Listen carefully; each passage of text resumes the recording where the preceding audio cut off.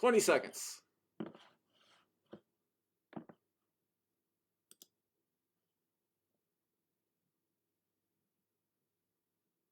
10.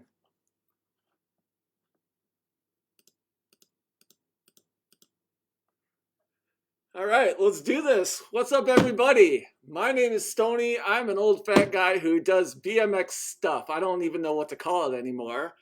And my iPad just turned off for no reason. And tonight is awesome. We got a lot of stuff to go into. But before we do, where's my notes?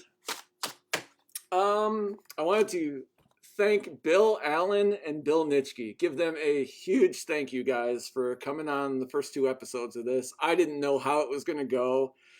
Couldn't have gone any better. And I owe you guys. Thank you so much from the bottom of my heart.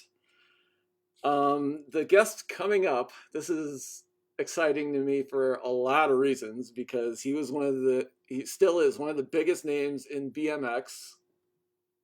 Oh, hold on. Snafu. All right. One of the biggest names in BMX, an absolute legend. He was BMX Hall of Fame. He's Team Dyno. I'm trying to prevent the problem that I had with Bill Allen the other day. All right, here we go. Source name.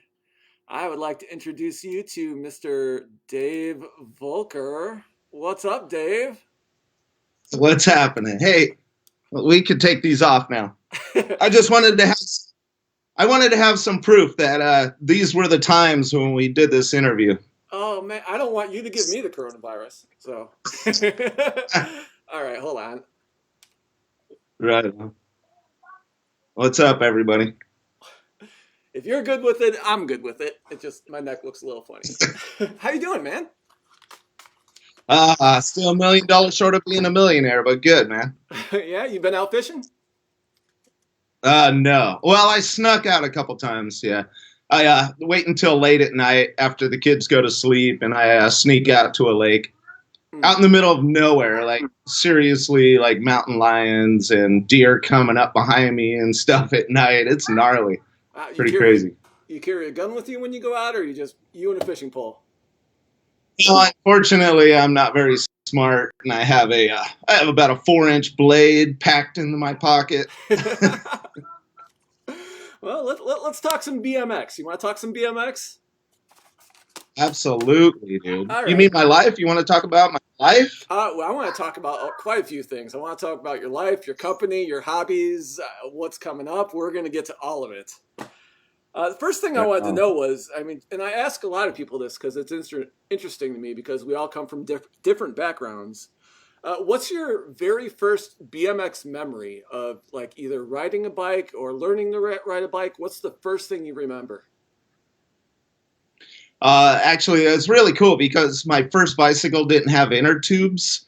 It had just the hard rubber tires. Mm-hmm. And I remember one of the biggest tricks in the neighborhood at that time. It was a cul-de-sac, so it was like a real good family of kids that all grew up doing different sports at different times. And riding bikes was always one of the ones that we did. Mm-hmm. And doing a long skid on a bike with no inner tubes, eventually that tire is going to wear out. So I distinctively remember riding and having flat spots and my teeth were chattering and I'm riding down the street. It was like 2 weeks after I got the bike. It was toast. Wow. Toast. So when you first started... But I'm sorry, go ahead. Go. Nope, I have nothing to say. Well, I was going to ask you, like, when you first started out, what were some of the first things that made you notice that you just had it as far as BMX goes, or riding a bike, or you're just not scared to do anything? That's a good question, because it is very memorable to have the older kids in the neighborhood, and we're talking, like 8-10 years older, setting up bricks and the board further and further away from the curb for me to try to clear the distance. And they kept pushing it back, and I kept going, and and then I'd blow my tire out or bend the rim or whatever, like that was the deal. Okay. Well, who noticed, hey, there's something special about this kid? Well, I was always well known in my town, and that was actually my goal. Was yeah, it's hard to explain. I was a wheelie king at a very young age of my neighborhood, so that was huge status. Like, but then a kid moved into my neighborhood that could do a rollback on a bike, and I couldn't. So he was better than me because he could ride long wheelies and roll backwards. So him and I started learning how to go down the street all the way backwards, and then bunny hop 360s, doing a rock walk. So we grew up through high school learning these tricks and going down to the local corner to show off. I like to entertain people, make them honk or whatever, like, so that's how it all began for me. Okay, well, who noticed you though? Like, who discovered Dave Voelker? Okay. Long story short, I was sponsored by a bike shop, and the manager was dating Ben Friday, I believe, from SE. God, I'm blank-minded right now. Sorry. Okay. And he ended up giving me a free pair of used leathers from Toby Henderson. Still had Henderson fade marks where they peeled off the stitching of the letters. And he paid my way to LA for the velodrome. So this girl, Sandy, was dating him. She's the one that hooked up the whole deal from Valley Bicycles in El Cajon. And I went to the velodrome up there for an AFA contest, and that's how it all began. Wow. Was that before or after you toured with Brian Skura? That was before. Okay. So this is what I remember, and Brian says it's different. So he saw me at the contest and heard that there was this guy that he could possibly use for shows, and then Brian Skura got me started by doing shows. Okay. He came down, did a test run in a parking lot at my high school, put up the ramp, checked out to see if I was good enough or whatever, if I would suit his show, and that's how it began. I started working with Brian Skura. And you guys, how old were you at that time? I was 18, so I was out of high school working at a metal shop grinding bevels for the welders. Okay. And how long between being 18 years old and touring? Like, how old were you when you started touring with BMX?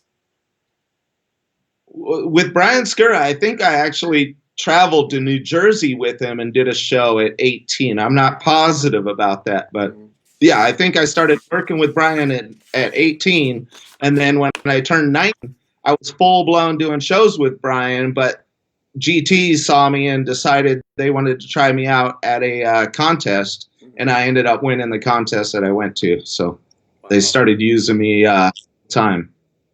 It was a cool little way it went down. Do you remember offhand what was the grand finale in your run?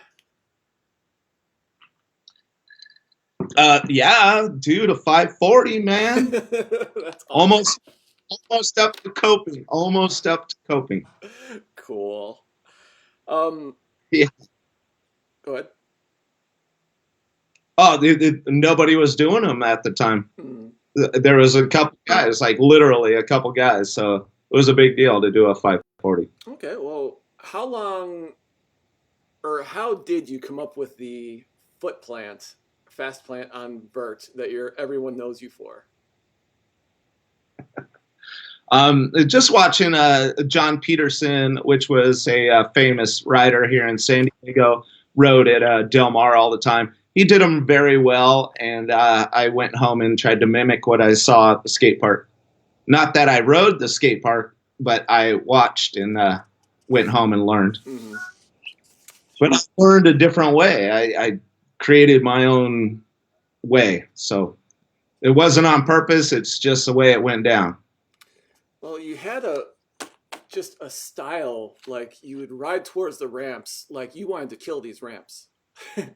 You were in the zone, you had the look, and just, and I wanted to know, like, did that have anything to do with you becoming Lord Voelker?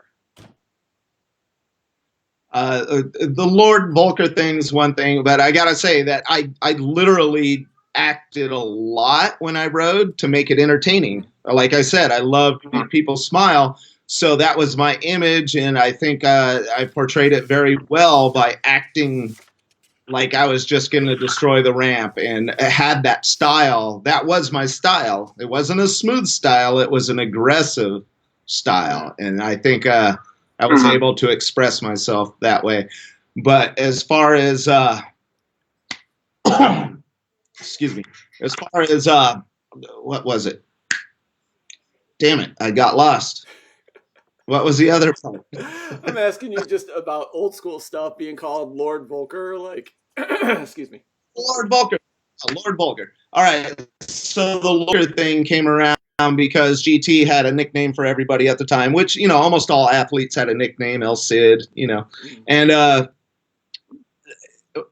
think Magoo was our team manager at the time, looking to come up with a name for me for GT bicycles. So he was racking his brain, and I was winning all the street contests at that time. So he was like, "Oh, I'm the Lord of the Street." I was winning all the street contests at the time. So that's how he came up with Lord Voelker. And then they ran the ad of me in the chains with the makeup and all this crap, and I was just like, I just want to ride my bike, man. I don't know about all this crap. It's funny. Well, like, you brought up something interesting to me, because, like, as a fan watching the sport, I always got the impression that you, Dave Voelker, were bigger than Dino. Like, I always thought you should, and nothing against Dino, no disrespect, but it always seemed like Dave Voelker first, and then everyone talked about Dino. Did you get that impression at all? Um, it was just weird to me that I wasn't on GT, which was a way bigger name than Dino. But I understood why they were keeping me there, so it got some attention, and that way that part of their company was competing against the other part of their company, which is genius. I mean, they're very smart about that. And I thought about going to Haro a lot, but Haro had so much talent at the time, I was a little hesitant, and I feel I was pretty smart on my decision. I agree. So you were off GT Dyno for about 17 years, right around there? Sounds good. Okay. I have no idea. Well, what brought you and GT back together? It was cool. It was just out of the blue. All of a sudden, Ben Ward called me up and he says, "Hey, Dave, we want to do a signature bike with you." And I was kind of like, "Wow, that's awesome." And he goes, "But it's a 29." And I was like, "A 29? What the hell's that?" I knew they made a mountain bike in 29. I didn't even know what a 29 was. Mm-hmm. And once he sent me the bike, or a bike, it was a Performer, and I rode it around. I was like, whoa, this is pretty cool. And then I started to see their world and all that. So I was like, heck yeah, let's do this. I have a knee problem, and this is perfect for me. I love riding my bike, and I can comfortably ride this bike and still do tricks. I really, can still play on a bike, and I feel fortunate that this all came about. Thank you, GT Bicycles, Ben Ward. So what made them go with a 29-inch instead of 20-inch for someone like you that your whole career was 20-inch? Yeah, I was curious about that myself. I have no idea. Like, it was. I was still dumbfounded that they didn't want to do a 20-inch after that. But yeah, I don't know. I don't know what the deal was. But it is a what hot it market. is. Hot market's a hot market. Okay. Well, did you ever have any ideas or thoughts of Voelker BMX, a Voelker bike? You're just completely branching out on your own? No, heck no. Really? Not my style. I'm not a salesman. I just want to smile and not stress, and it seems like there's just a lot to do with that. Okay, that's cool. Well, Yeah. I'm going to rewind a little bit because I want to bring this up before I forget it. About 20 years ago, you were doing a GT pop-up show in Linwood, Illinois, at I want to say Byron Bicycles. Do you remember that bike shop by any chance? I wish. No. Okay, well, Horrible memory. all right, it happens. But I was just driving past and I saw the GT trailer, the you riding around a big group. So I'm like, oh, cool. And it was just random. I ran into Dave Voelker, so I go up to you and I'm like, introduce myself. We started chit chatting, and you asked me, "Do I still ride?" And at the time, I want to say 23, 24, and I was like, "No, I'm too old to do that now." Fast forward 20 years, I'm spending every single second of my life trying to get people back on BMX bikes. And in front of everybody watching, I wanted to apologize to you for if that disrespected you in any way. Even though I'm sure you don't remember it, but man, I've waited so long to apologize for this.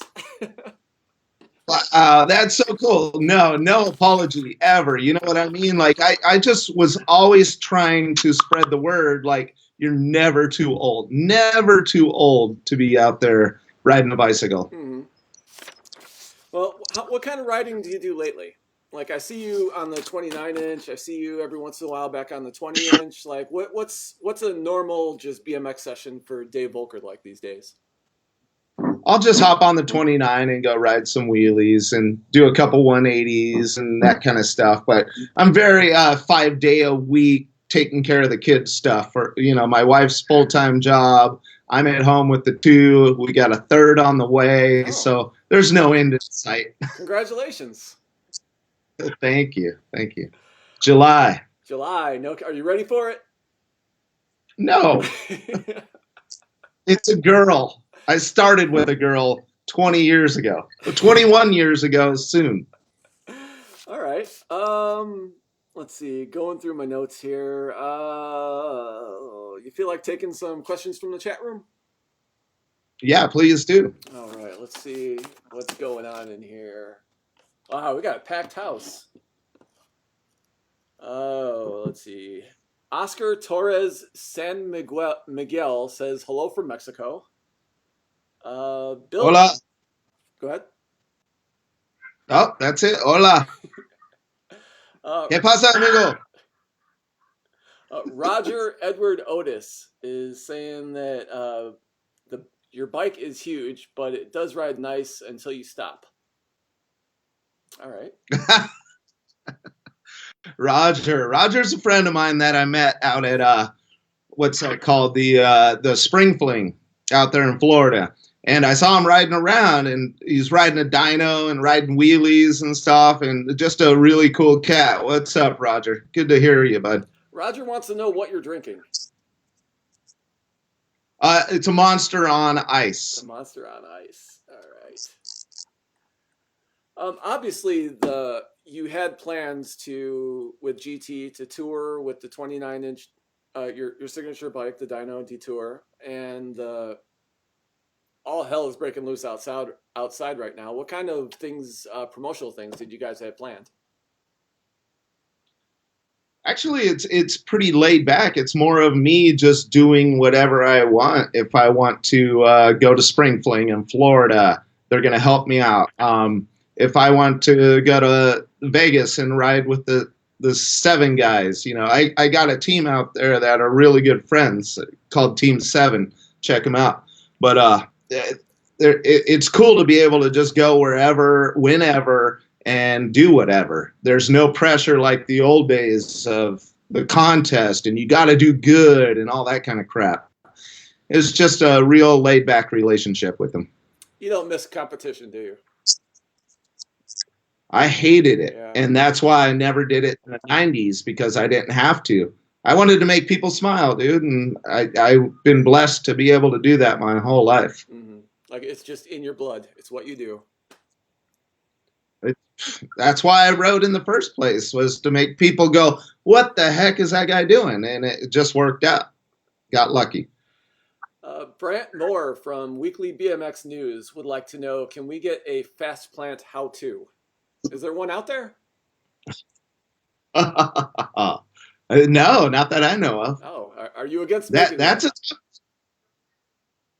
Well, I don't want to give away like the only signature trick that's like hard to do. Okay. You said a little bit ago that you got some knee problems. What are some of the injuries that you had throughout your career?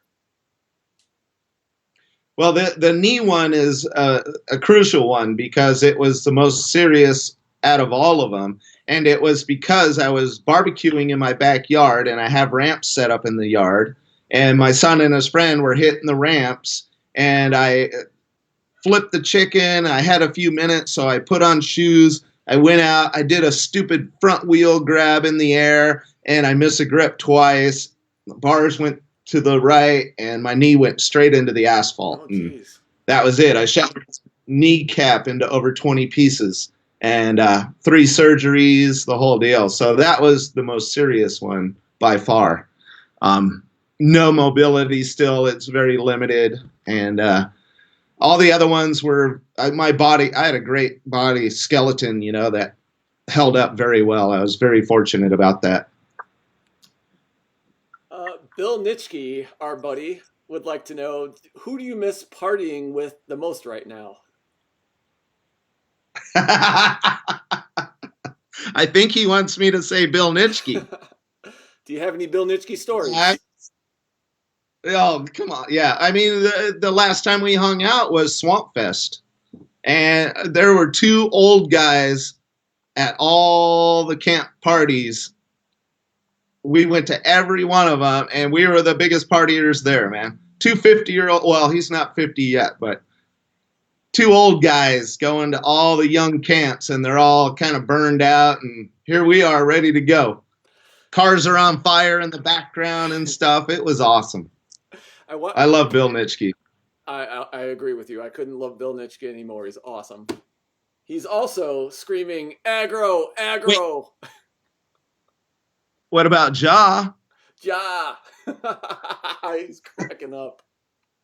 Well, since Bill brought up aggro, um, Aggro Man was like huge for its time and for what it was. Do you have any memories of it that you're just like, that was just so ahead of its It, time that nobody was ready for? it was what freestyle is, I think. It was art, and it was the only thing, brand new. It was like our sport. It was brand new. Everything was new. Our sport, our tricks, the video starting. It was amazing what Eddie did with that because it was an untouched field. You had to be a freestyler to figure it out. Courtney Private Howell is watching in Raleigh, North Carolina with their 8-year-old daughter, Emma, and she loves your bike. Ah, nice. Right on. Well, hopefully there's a new model coming out that's smaller that maybe her 8-year-old daughter could ride soon. All right. When you say smaller, are you talking about a little push bike, or are you talking about a 20-inch team model? No, it's definitely bigger, but not that big. Not that 29 can't touch the ground. Sorry, Roger. All right. Melner and Payad asks, do you prefer 1.73 or 2.4 tires these days? I like the suspension. You got to have the suspension. I think for flatland, doing the cool G turns and all that, the skinny tires are funner, but I love suspension. And that's what they're doing these days. They're able to jump off of way higher things and land harder because of that suspension of that cush of the tire. Well, who out there do you have your eye on right now? As far as like up and come, like your son is obviously kicking butt out there on a BMX bike. All right, on. Like just as far as the up and coming pros, do any of them? Are there any that you're looking at and thinking that's the next guy? Well, Brad Sims is already developed, and the reason I really am intrigued with him is because he's able to bunny hop so high and create new ideas with these objects that were hard as heck to bunny hop over in the first place. So to watch him do things with a combo over something that I could barely get over is really cool to see. I'm super stoked on that. So yeah, I mean, it's hard when you live in San Diego and you have all these super pros. Obviously, Dennis Anderson. Not that he's a new guy, but yeah, it's crazy out there. And my son has it tough. There's so much talent. It's amazing. A gentleman named Mark Fluitt just says, "Thank you, Lord Voelker, my biggest inspiration on the Abubakas." And since he brought up Abubakas, let's talk about the magazine cover of you on the giant boulder. Okay. Right on. When someone brought it up, the idea, was it your idea, or did someone say, "Hey, what do you think of this?" So Mark Losey called me up and he said, "Hey, Dave, I've got this problem. I need to do something special for the 50th anniversary issue.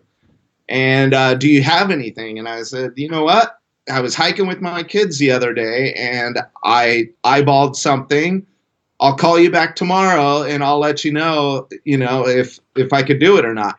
So I went up there the next day and built the jump and looked at it and said, "Okay, that's it. I could do this." So I called him up and said, "Be here tomorrow at 11 o'clock.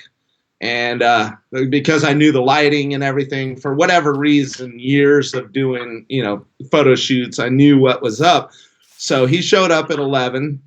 We went up there. I told him the angle. He went over, set up a camera, set up the video camera, tested it. Didn't pull it, like just kind of jumped off, felt it, did it again. It was feeling sketchy, but I thought I could do it. And then the third time I sat up there and I just lunged as hard as I could backwards and I pulled it off third try. And that was it. I was done. He's all, "I got it." That was the simplest photo I've ever done in my life. Like, it was cool. What was the environment like after you landed it? It was really cool. We had a little, I messed up the lip the time before, and Losi peed on it and Prene touched it, or vice versa. I think Losi pecked the dirt after Prene peed on it, forgetting that he just pissed on it to make it wet, to stick. So there was after it was done, it was just kind of like amazing. That's it. It's over. Like, all the excitement's done already. We're done. We're going down the mountain. Let's see. Terry Frederick says, "The 29 relit my want for my 89 detour, so I just started redoing a old school frame. Thanks for bringing the flavor back." Which you got. Awesome, man. I love hearing that. You have to be getting that a lot. Like, I would imagine all the people who grew up with the Dyno Detour and watching your style and you ride, just to see the new bike come back out like everyone is with all the repops. Like, what kind of stories are people coming to you and saying, or just what kind of feedback are you getting on it? A lot of the rebuilds are going, which is really cool. Like, if you look at the bike and the way the graphics were and everything, it really was a really, cool, like, it caught the time, I think, with the graphics and everything. It kind of like, yeah, it's really cool for me to be riding that orange one too, because I only had it for about, I would say, at the most 6 months, and that I always wanted another one like it, and I never did. But yeah, I mean, back then, if you saw a bike on a corner, it was either a GT or a dyno, and it really was like that. You would see a kid on a corner and they were on GT and dyno. So there are so many people out there that really grew up riding these bikes. That's cool. Do you still have all of your older bikes from throughout your career? No, absolutely nothing. No. Nothing.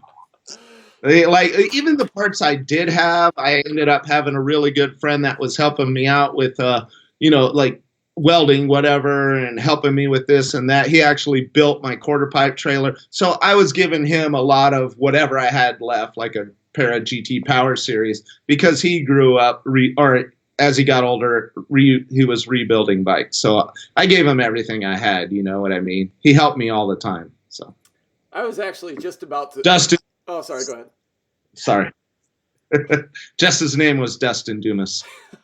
Okay. I was just about to ask you this, and Bill chimed in the chat room, and he says, "Tell them about your ramp trailer for sale right now. I need 10%."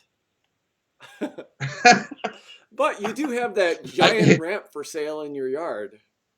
Like, do you? Yeah, Are you gonna? it's just a beautiful dream ramp that I always wanted to travel with. Had AC, the fridge, the sink, the shower. It was everything I wanted to travel with. I finally built, and then decided I didn't want to deal with athletes and getting them flights and all that kind of stuff. It's a lot of work, man. To tour is pretty gnarly. You could ask Robert Castillo running teams. It's a lot of work, man. So I backed up. I've got this trailer. It folds down. It holds everything. If you know how much sheds are in your yard, I mean, this trailer I've been using as a shed, and it folds down into a ramp. Are you kidding me? I thought everybody would want this thing. I can't get rid of it for $8,000. I don't understand. What?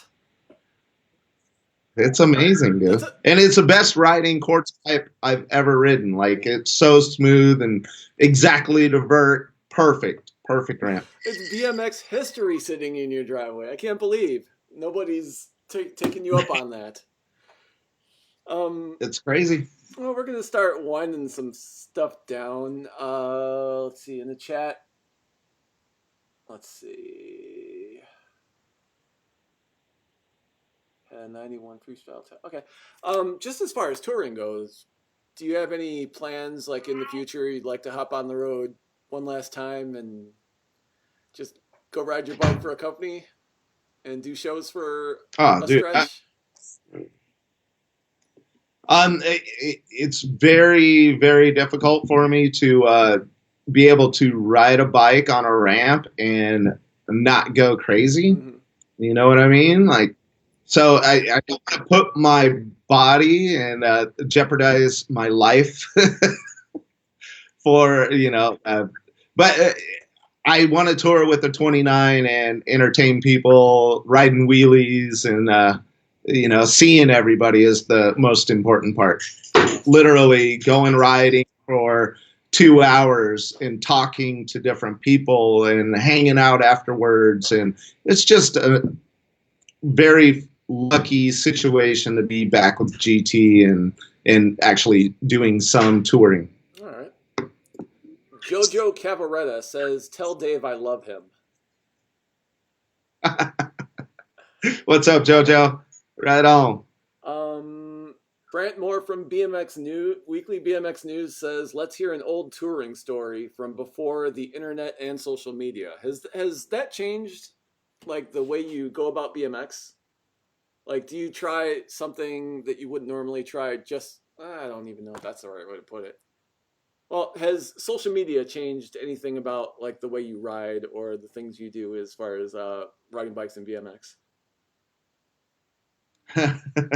Well, I'm going to bring up social media just because the most important thing that the younger people don't understand about touring was I used to sit at a motel and have to collect all my change to go out to use a telephone. And I just want to point that out because it could be raining outside and you want to go talk to your girlfriend. So you load up your pocket full of change through the rain, get to a phone booth. Hopefully nobody's on it. You get in there. It smells like cigarettes in there. And then you finally get to talk to your chick, but you're dropping coins in the whole time.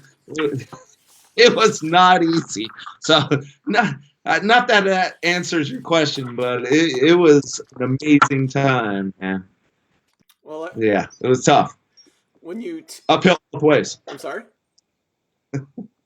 Uphill both ways from the hotel.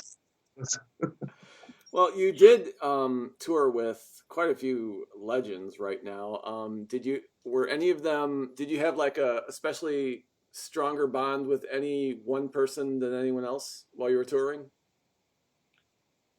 Yeah, I mean, my two best friends ended up being Brian Blyther's always been there. We grew up going out to the sand dunes, riding motorcycles together. Luckily, he got on GT for a while. We got to travel part of the world and got great memories that way. but we're still friends today. And then Mike Perenne and I are really good friends. He's younger, he's mid school, but a very good friend of mine. Just was here playing guitar around the campfire the other night. What would modern day Dave Voelker say to 20-year-old Dave Voelker that was just starting out and getting into the business part of BMX?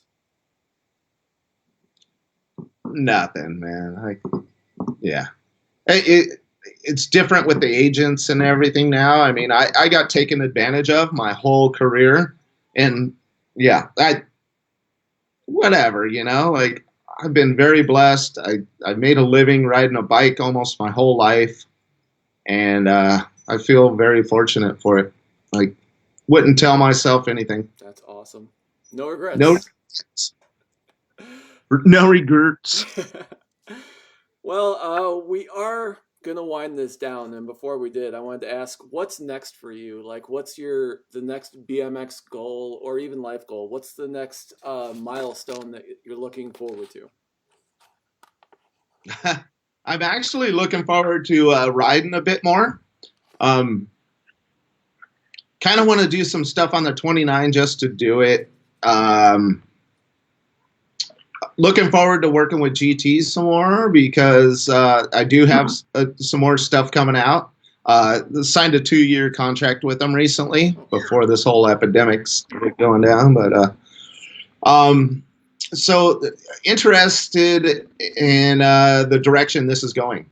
Let's see, I hope to be out and about and see all my old friends, Well, Dave, out there's a lot of dark energy in the world, and for someone like you to come on OFG and just spend time with everyone and give them a little escape for a little while, watching one of their childhood heroes, that's so cool, and thank you very much for doing that. Before we go, do you have any plugs or websites that you would like to tell the OFG community about? No. I just talk crap on Facebook and post a few things on Instagram. That's my world, Okay, that's cool. I just let people know. I just say whatever's on my mind, obviously, and I don't portray myself as super pro, like look up at me kind of guy. I'm just one of us. Mm-hmm. We're all together. That's awesome. Well, Dave, thank you again for coming on. Anytime you have a product or any kind of merch you want to sell, you're a friend of the channel. You are always welcome back. Thank you very much. Thank you, Stoney. I appreciate it. And later, you guys. Good to see you. All right. We are going to close Dave's window. You're getting all kinds of hearts. Thank you again, Dave. All right. We are going to wrap this up. Thank you, everybody, for coming and hanging out. If you would like to support the channel, you can do it by going to www.ofgbmx.com. We have shirts. We have stickers, we have some jerseys. Just check it out. You might like it. And with that being said, everybody be good to each other. Spread the good energy. And yeah, ride on. Peace out, everybody.